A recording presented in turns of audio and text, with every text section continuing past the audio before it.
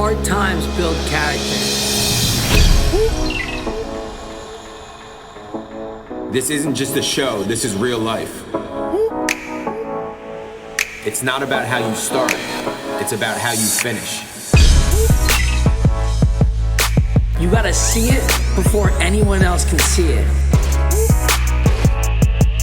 Every second, every minute, every day.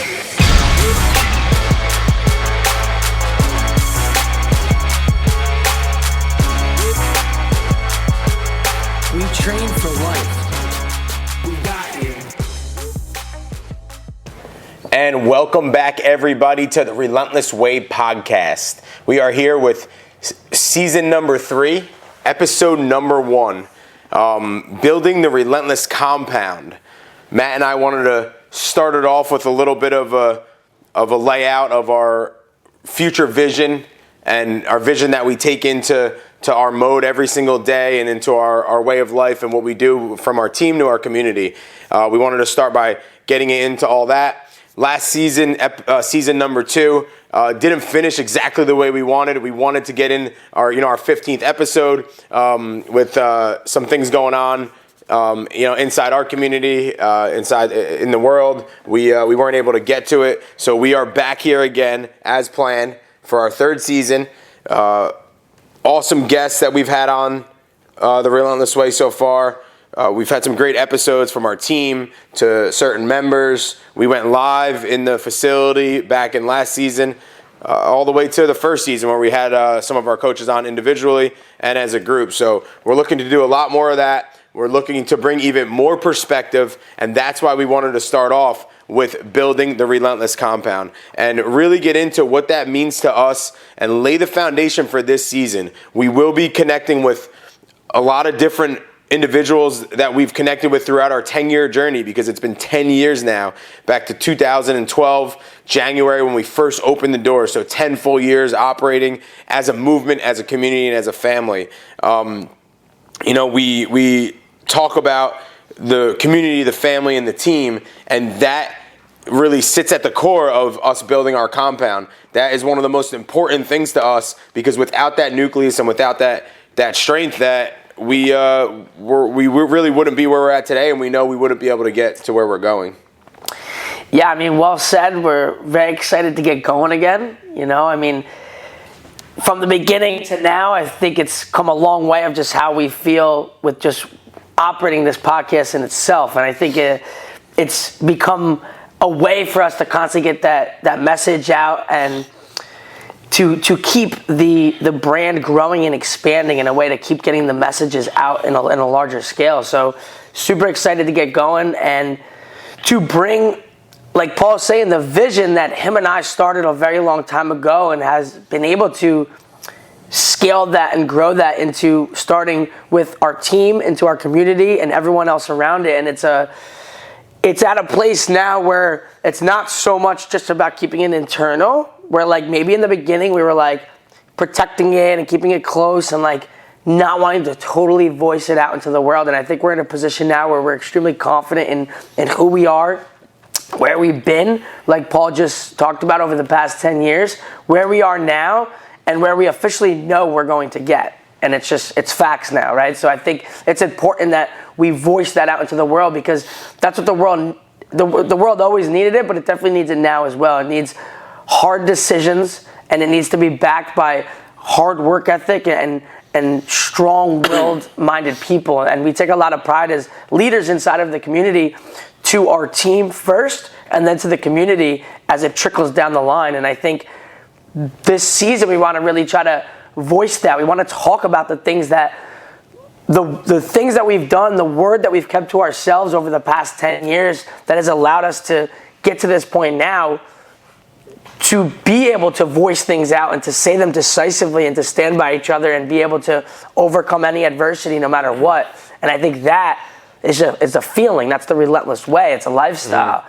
And I think that's what we want to start giving out more and more to the world.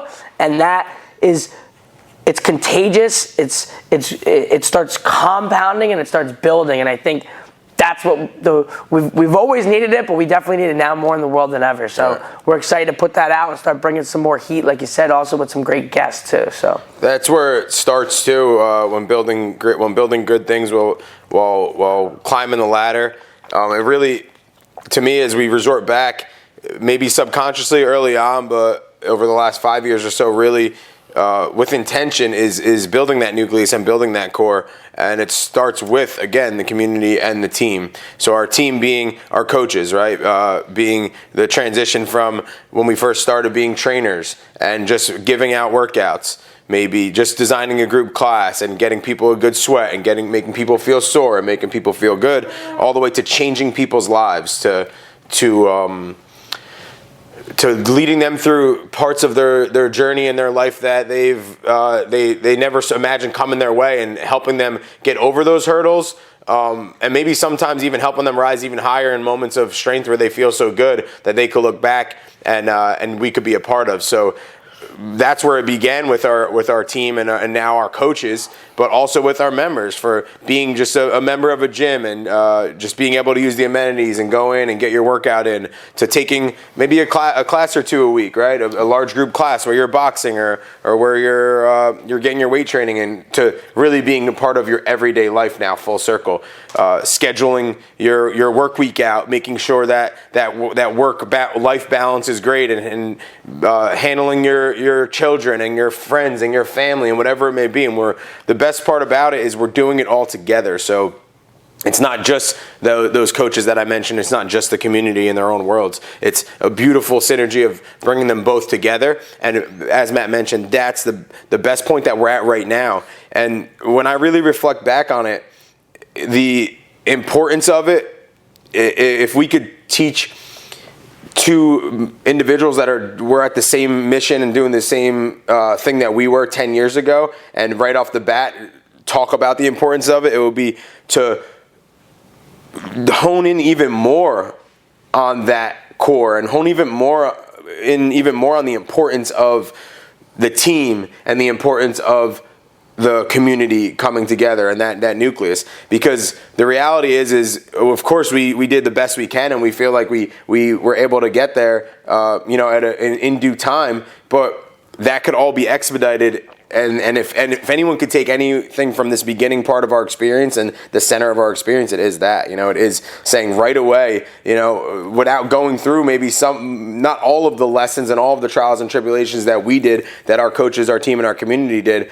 Hey, this is with anything you do in life, really focus on the people that are surrounding you first and getting everyone to their strongest point they can. Yeah, I mean, Eric Thomas has a quote, go to where you're celebrated, not tolerated. I mean, he's one of many that talk on this, right? But the perspective that we want to come from is where we kind of have nailed it down to at this point now, is more about pulling people rather than pushing, and to be leaders and to be the example first. And to know that when people are in these moments of not knowing or scared or intimidated, that relentless becomes the solution and the answer in that moment.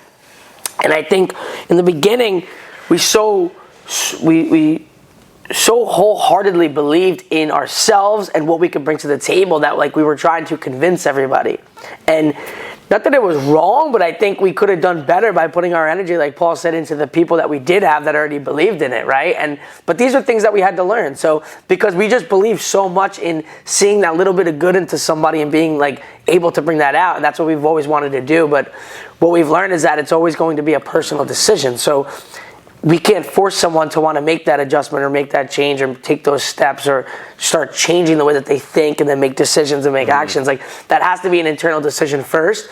And then when they do come, we stay ready and we stay active every day in and day out to be the best version of ourselves. That when they are ready, that we're ready to pull them through to the next level and not get behind and push. And I think that transition, we talked a lot about this as of recently, because we want to help our young coaches from 19, 20, 21, 22 to expedite, like Paul said earlier, those 10 years of the lessons and the experiences that we had, so that we could lock them in to be in the right mindset and the ability to execute, which is a big motto for us of this year and this season that we're entering into, is to not only separate ourselves from the industry, but to also execute from the littlest thing to the big things on a day-to-day basis, and to really up our standards there. And I think, number one, it starts with ourselves, and then it starts with our team, and then it trickles down to the community. And I think now, after these 10 years, it's more about us going and giving out those experiences and to build these people up and to be more vocal and to be more vulnerable in a sense of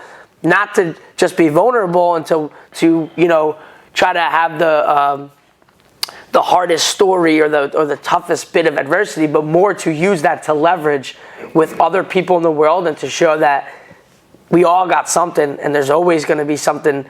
If it wasn't this, it'd be that, but it's about coming together and overcoming those obstacles, and we do that by pulling together and surrounding ourselves with like-minded individuals. And I think we have that going right now more than ever, and it's exciting, and we want to talk on that, and we want to keep putting that out because it's amazing to watch, number one, from the level of our coaches and leadership to the people inside of our community.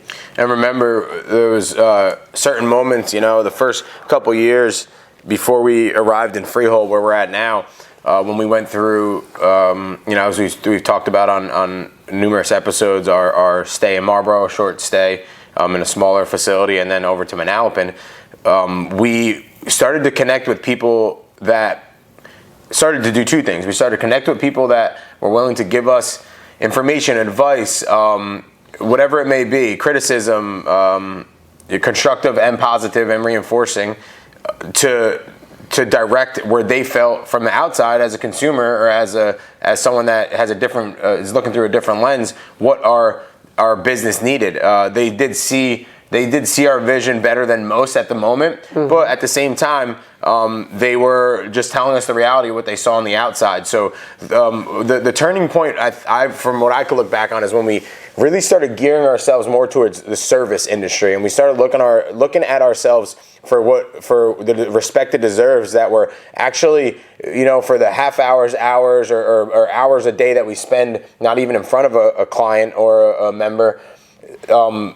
That how valuable that truly was to them, and a line we used a lot was, we are a luxury, not a necessity. So we are something that when somebody gets to the end of the road in their budgeting, and when they're going to go cut something out, that unfortunately the one of the options is, one of the first options is us, and is their fitness and wellness, which is funny, as you say, because it shouldn't be. And we're closer than ever to, within the Relentless walls and the Relentless Way movement, is it not being a first option, is to be up there with, as we always say, with your mortgage, with your car payment, with your rent, whatever it may be, with some of those top priorities. Because that is your life, that is your health, that is what makes you tick. And if we could, or as we keep honing in on and keying in on elevating people for life, that's where we see those leaps and bounds of growth. So in those moments, it was a couple of things. It was actually a lot of things. So individuals around us that were in our circle, and also us opening up our minds as young entrepreneurs and individuals to be able to take in this information, or go and seek this information out. I remember very closely, a big turning point for me was, it was probably back in 2014, 15, when we were over here for about a year or so. And again, when we first moved over to Freehold in 2013, we were still getting the setup. We were still trainers, right? We didn't make that transition to being performance coaches yet, and really changing people's lives a full circle, around the clock. And we both collectively, it was either suggested by someone or we seeked it out on our own. But we listened to Tony Desch I forget the title of it, but it was Tony Desch, Zappos founder, and it was basically like customer service, customers always right type thing, and it's a great book though. Yeah. Look that up if you can. It's his main book, his main audio thing, Brian, if you can. What was the name? Tony Desch. I don't know the spelling of it, but just type in Zappos too. Yeah. So yes, we both. I remember. I remember being in LBI on a trip.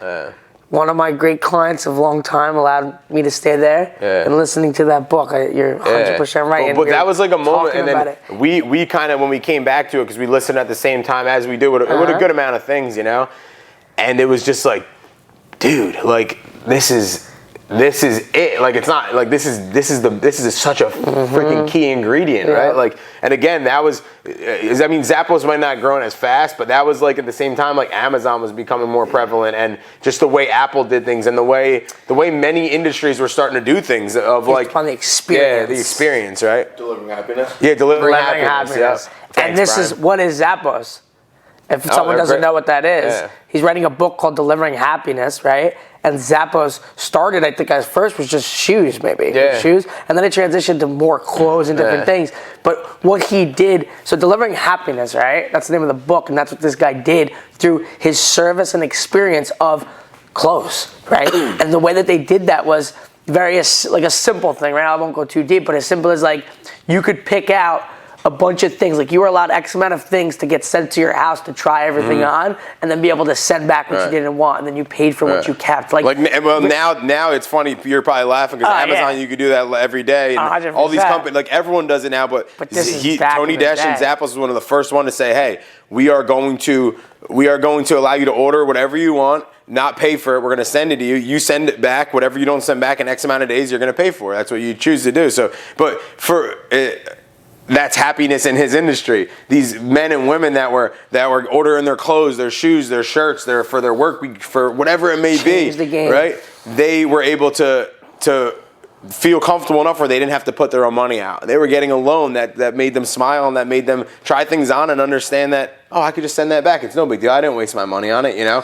Of course, in the back end, it's a beautiful business model because in the world that we're in, you get a lot of people that don't send any of that stuff back and then it just sits and they pay for it, you know? Right. But either way, a lot within his book and within his doings was making adjustments and catering to the people the way we know how to cater to the people. So we're the professionals. We understand our industry. We understand our business. This is what the people want. Now, how can we give that to them, put that smile on their face, make them happy and feel successful, but still deliver the way that it needs to be delivered?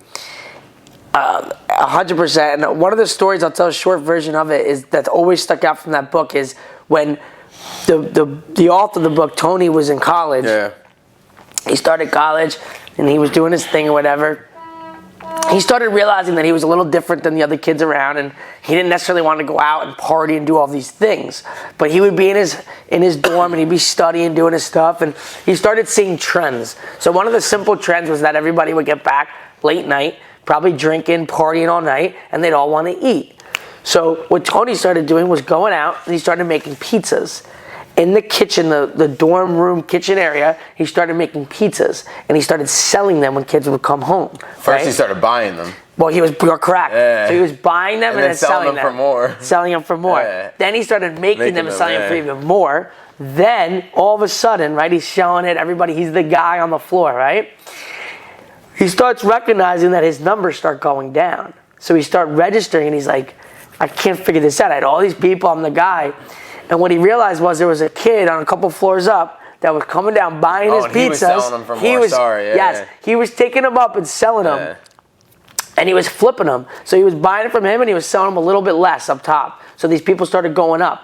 So what did he do? He had a choice. He had a decision, right? He could have freaked out. He could have done whatever. What he chose to do was go talk to this kid. And instead they joined forces, and he is the CFO of Zappos now. So the chief financial operating officer, which means he basically just took a product and sold it for a little bit less, but he understood the dollar amount, right? But the whole moral of that story is innovation, experience, service, delivering to the people in the moment of coming home and I want something and I don't know how to get it. Well, here it is. But he had to step out of the norm. He had to be different. So when everybody else was out having fun, he was there doing shit, getting things done, so that when they came back, he was able to create value for them that they were willing to invest in. And that is what the free market is all about. The free market is, do you bring value to it or not? Very simple. And think about it, that's a true pioneer because, you know, we obviously we have to still be innovative and it's nonstop around the clock, but he didn't have as many or anyone to look towards to get those ideas. We're talking about reading a book of a man who went through that already, you know? He went through that years before, right? So again, at the same time, I'm sure he had his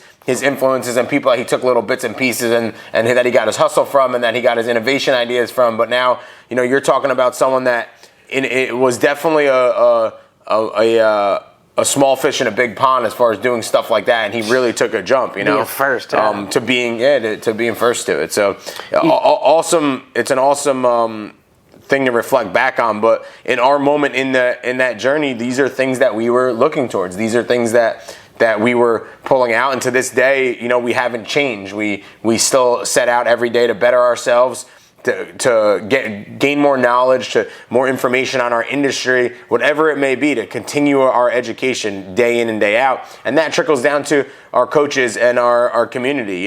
We had this conversation the other day about really recognizing that we've been doing this for 10 years in a way of not, hey, we've been doing this for 10 years, we know it all, but in a way of we have so many experiences, we have so many lessons learned that we have to do a better job of realizing that our coaches who have been doing this for 6 months, 1 year, 2 years, whatever it may be, we need to go and share these experiences with intention, right? We can't expect when a coach comes along and says, hey, I had this client that did this, and this, like, oh my God, blah, blah, blah. We can't sit there and say, well, I mean, it's an obvious answer, because it's an obvious answer to us. We've been through it. Those little things are micro to us now, but they're macro to them. So I think utilizing our journey that we've been on so far, that we reflect on, you and I probably internally day in and day out, to help build, manifest, and grow the people coming up behind us or coming up with us from our community or our team is the most important thing in any industry you're in. And that goes back to that core nucleus of team and community and allowing them to not only be there and exist, but to grow. Yeah, and I believe, we talk pioneers of industries. I believe we are pioneers of this industry. And I believe that from that book to then people who came, there's the Apple, there's the Amazon. These are pioneers and innovators of their industry. Right. And if you really break down what it's all based upon, it's very scalable towards any industry. Mm-hmm. Because what it really is first it starts with solving a problem. And it starts with solving a problem for people quickly, conveniently, and consistently, right? And then if you add on luxury and an extra, it's just that much better. Right. So like what we do is we take the desire inside of a human to want to get better, whether it be physically, mentally, and emotionally, and then we take all of that on us and say, all right, that's all you got to do is say that, right? Mm-hmm. Now it's like, let's learn a little bit more. Where are you right now? Where have you been? Where do you want to go? And then you're going to allow us to break this down and make it so simplified that you have the voice, you have the questions, the comments, the suggestions, but then from there it goes into our brains as leaders inside of what we do, right. And it helps us formulate that plan needed, mm-hmm. so that it's so simplified down, like in Amazon, let's say, where you could click a button and you have it at your house the next day. If you don't like it, you go to a store down the road and you return it. Like, mm-hmm. That's how, because people need that, right? So I think our mission and goal has been to take an industry that is so, I don't even know the word, but I feel like there's just like so many different perspectives on the way that it should be done and seen and delivered and all of this, and us kind of really staying by what we truly believe, mm-hmm. it should be done, and then shifting and changing and adjusting along the way to keep that overall experience always at the top for our people. If I could come up with a word, it'd be like almost like over innovated. Like it's yeah. to a fault. There's so many things out there that people don't think through, and they just think because it's new, it's good and it's right. And it goes back to the old saying of like, if it ain't broke, don't fix it. And we always say like, one thing that's in our arsenal is true weight training, which you can't change that. There's only a certain amount of true movements, in your weight training world that are effective and that are efficient consistently, and they haven't changed over the years since the early 1900s, on. Like, yeah. It's stuff that you're not going to change. So when you see someone, taking a dumbbell and holding it over their head and then doing a lunge and then swinging it this way and that way, it's like, that's where it's to a fault in our eyes, and we have and will always stand by that. And not really nothing against, but to the point of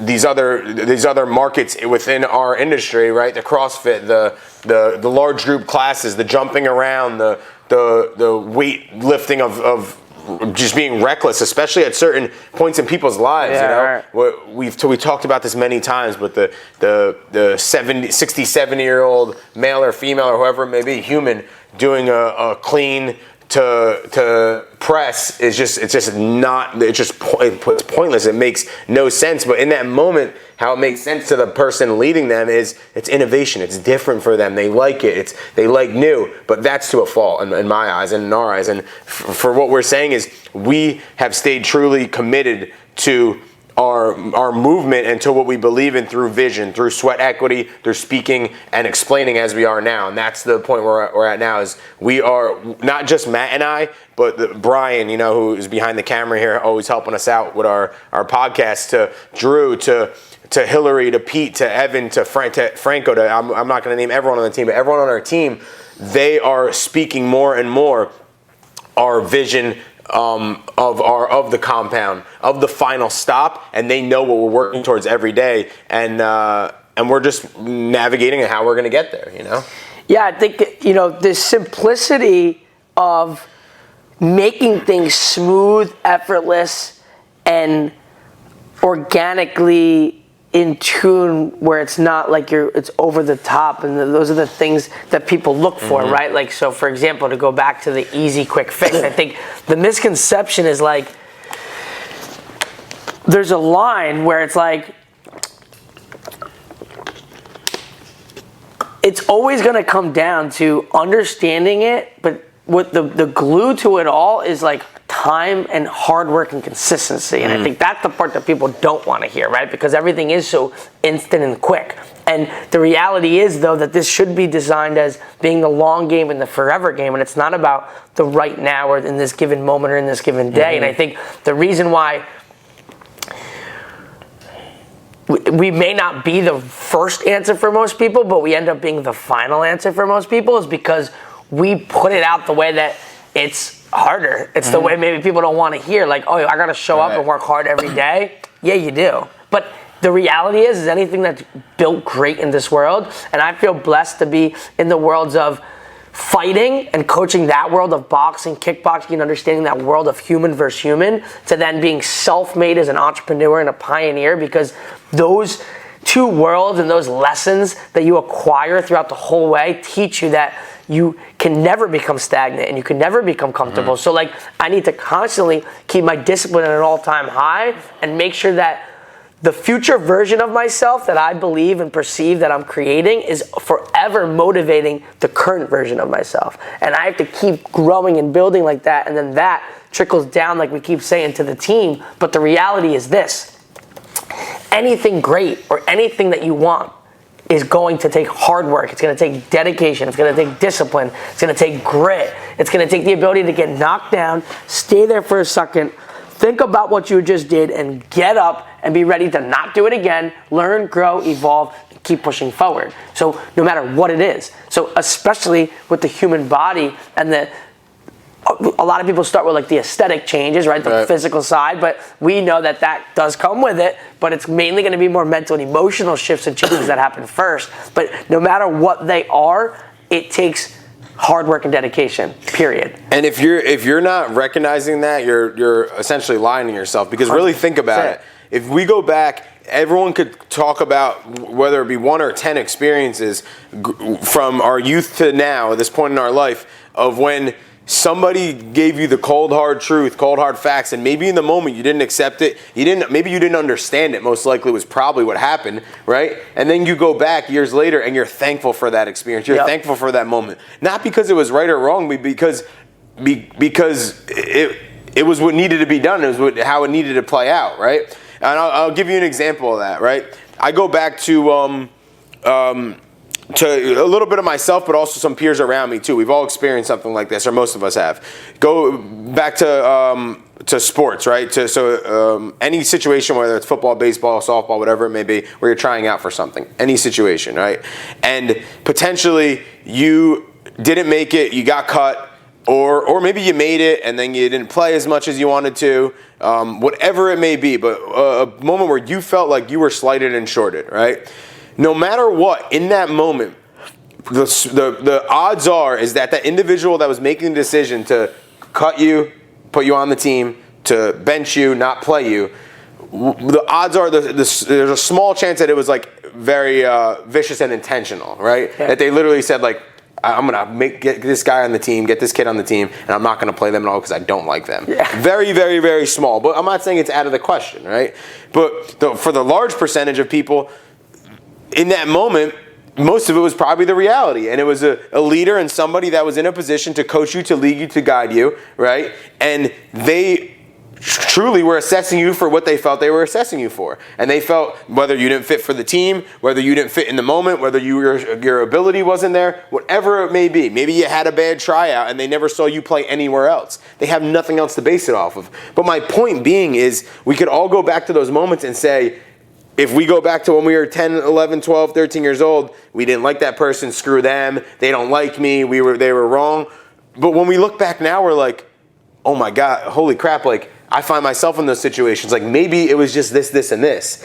Maybe I didn't have my best tryout. Maybe I didn't have my best day. Maybe I wasn't as good as I thought, right? And that's okay. So I think, unfortunately, we continue to see the world go that way more so, and people's mindsets be the first example that I gave, but we need it to go the other way. And that's something that we've done so much, especially on the latter end of our journey here, is speak the truth. You don't have to be nasty. You don't have to be rude. Yep. It's not about cursing. It's not about putting someone down. It's not about being wrong or right. It's about giving your open and honest assessment, communicating, and being truthful about it.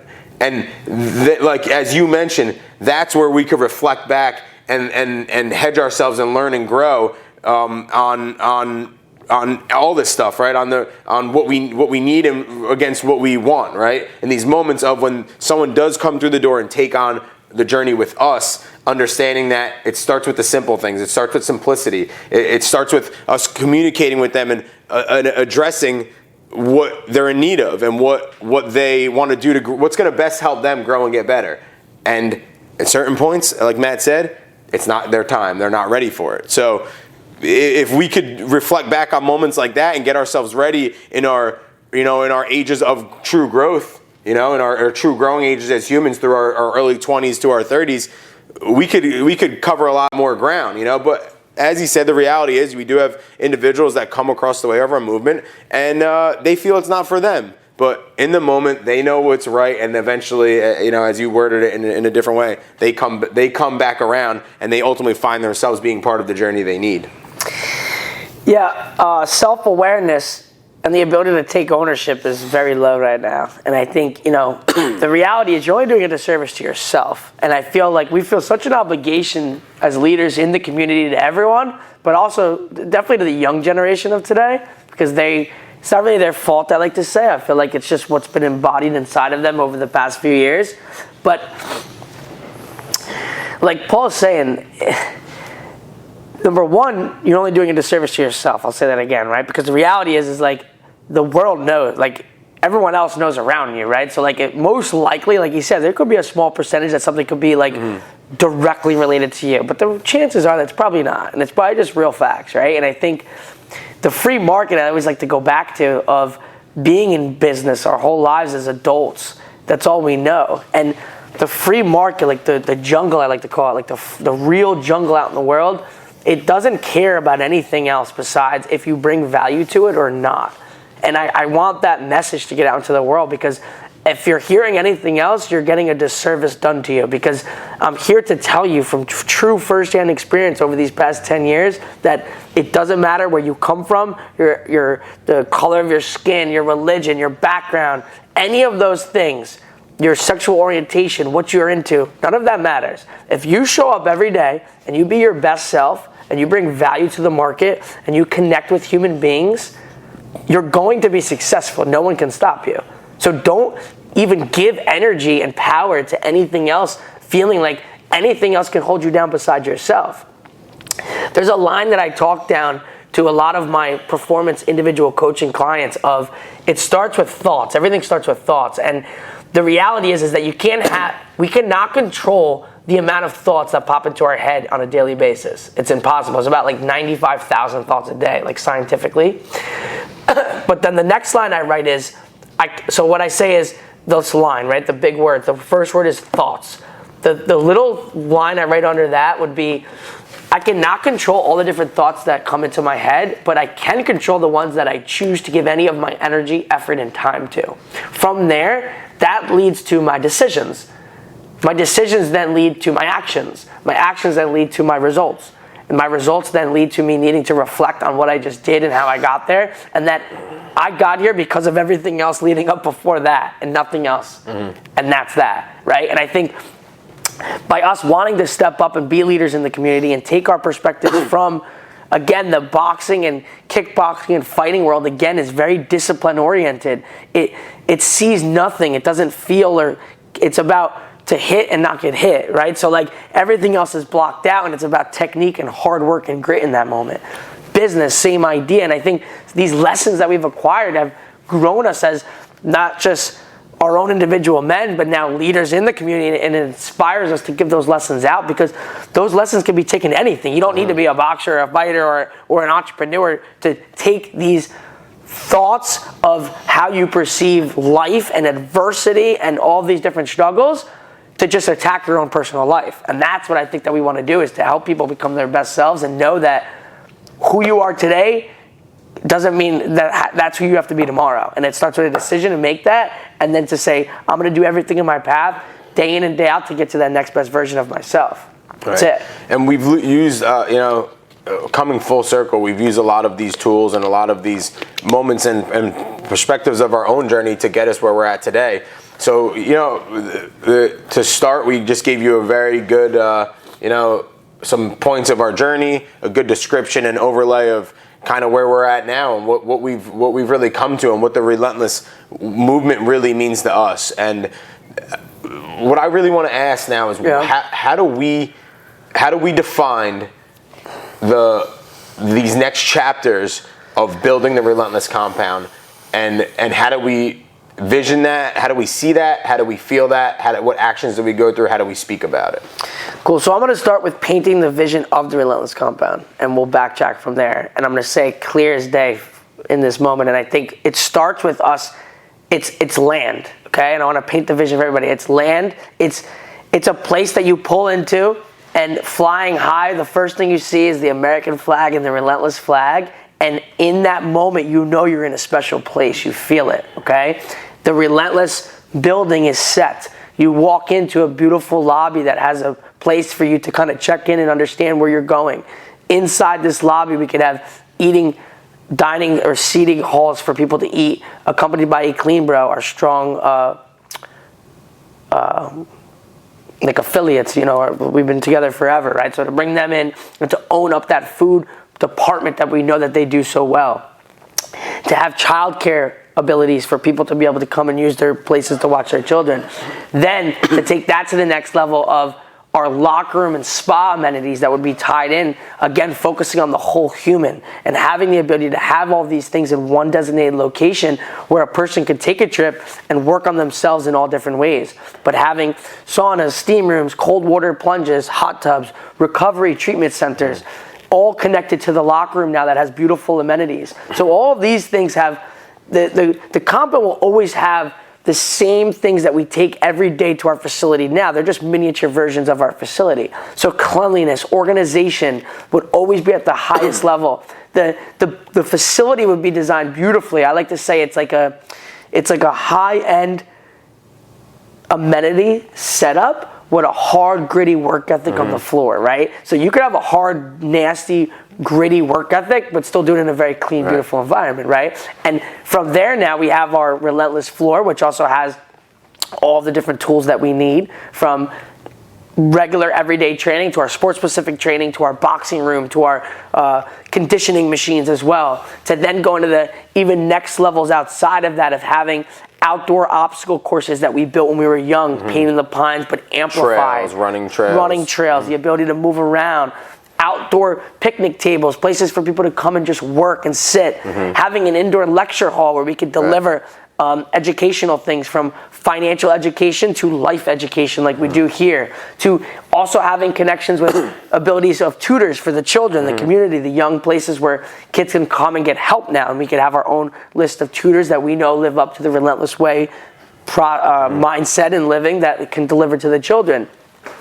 To as far as having sleepaway amenities where people can come do small retreats or stays, whether it be a couple days, a long weekend, or even a week, from just our everyday community people, as well as that expanding to the bigger picture of doing, weight loss camps or overall just fitness camps or sports specific fighters camps, executives coming in and doing team building opportunities. So ultimately, it's creating a place that can deliver the Relentless Way in a lot of different ways under one big place for everyone to go to. And that being the ultimate compound of security, solution, and comfort for not only our community, but then to expand throughout. So he just said that word for word exactly how I would say it. No, I'm just kidding. But essentially, this is what we speak about every day when Matt and I meet, when our team meets, whoever's involved, anyone in our circle that we're building and growing, this is the conversation that we have. This is the conversation that we've been having, and this is the conversation we will continue to have, and this is the direction we will continue to go. What I want to do now is display on what in the short term it's going to take to continue to march in that direction. And what we need to continue to do as a team and as a community to build the Relentless Compound, right? And to me, it's many things, right? We have a lot more rocks to climb, a lot more levels to go on this journey. But to start, it's the continuous stuff. So it's continuing to stand by our core values, to continue to communicate and connect with each other, and articulate verbally what we need, what we want, how we want to grow, our ideas, our thoughts, things that we don't like, things that we do like. Because when that's all in the universe, then it allows us to go and attack it and operate it, right? And operate on it and take those actions to better ourselves. Then secondly, it's continuous hard work. It's continuous standing true to who we are and standing true to changing the game, standing true to this overall vision, right? And every day when we come in as any role we have within this vision, this movement, is having changed the game in our mind and having next level in our mind, right? Then we really want to continue to focus on in a sense, being great, right? Committing to our excellence, not really on the work ethic end as much, and being gritty and focusing on changing the game, but more on just doing things with pride, right? So when we do things, making sure that it's better than it was the time we did it before, and it continues to grow and get better. From focusing on the little things at first, our cleanliness, as Matt mentioned, that's going to be in this compound facility. Our attention to detail for program design, to the way it's set up, to the way it's structured, to the flow of the actual building itself, to the flow of the programs. Whether you're in a sports-specific program, whether you're in a boxing group class, whether you're in a classroom working with an individual that is helping further educate you in whatever direction it is. So it's committing to that excellence and that attention to detail. And then the last one, what's our fourth core value? Connect on a personal level. Connect on a personal level, change the game. Mm-hmm. Bring your knowledge and passion. So continuously, it's continuously growing our mind, right? Continuously bettering ourselves, each individual, and holding ourselves to that standard of constantly bettering ourselves. So if we could keep putting all of these things together, that at the base will be rapid growth towards the compound, right? One thing that is in our control is that, or is this group of things. That this is one thing that's in our control, is what we put out every day, is how true we stand to those core values. What is not as much in our control, but we can put on our control, is now the vulnerability, the humiliation, the constant change and innovation towards putting this stuff out there and speaking in the way that we are. So for our members that are listening, to our coaches that are listening, to anyone in the community that wants to be a part or feels like they are a part maybe in a different way of our movement or have been along the journey, is there is so many ways that we can get to this final vision. There's so many ways that we can get to this compound. It's going to take our whole army. It's going to take our whole team, our families, anyone that surrounds us. But continue to speak in this way. Continue to, if you truly believe in it, which if you're around us, you do believe in it. We all do believe in ourselves that we will be at the compound. So I guess the final statement for me is that if you want to be there with us and you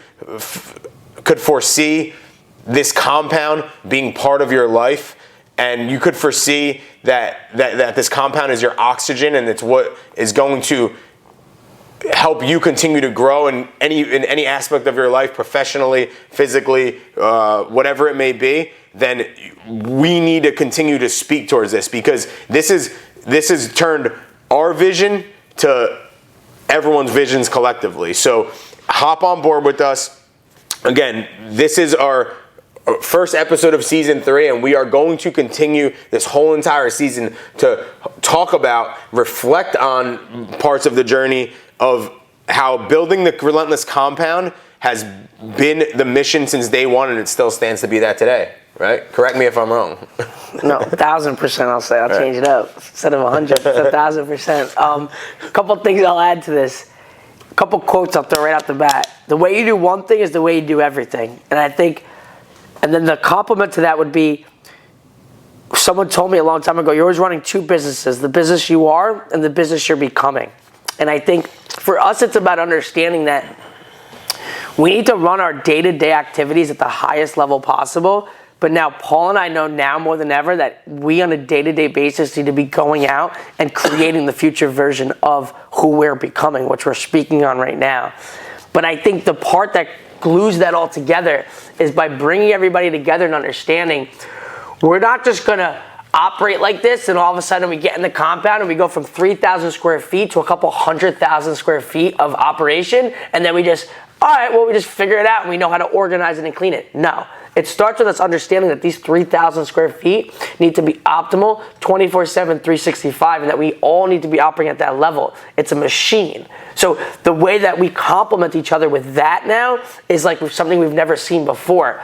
That gives us that juice in our heart now to allow Paul and I to go far out and have new conversations and meet new people and build new relationships because the ship's running right now. So as the ship runs beautifully and everybody's moving in the same direction, all we're going to do is get a new ship. So we just take the team that is moving this ship so strong right now and we put them in a new ship. We get a nicer ship, a cleaner ship, a bigger ship, and the ships will continue to grow. Is the next ship going to be the compound? I don't know, but we're going to get a new ship soon. And I'll tell you what, the second we get it, it'll be like we've always done from day one. It's turnkey operations. It's pulled together. It's continue to run the facility that we have now. It's build this next facility out, beautiful, top-notch, next level. It's shut down one day, open up the next day at the next most beautiful place, and keep that vision being talked about, keep the work ethic and the energy in the air, and if not, even better, and then just keep delivering on the Relentless Way mindset, lifestyle, day in and day out, and to continue to constantly be the example. That's where it starts. Leadership is about being the example, being first, and to just live that way so that when people see it, they're drawn to it and want to be pulled in the proper direction of the next best version of themselves, and they know exactly where to go.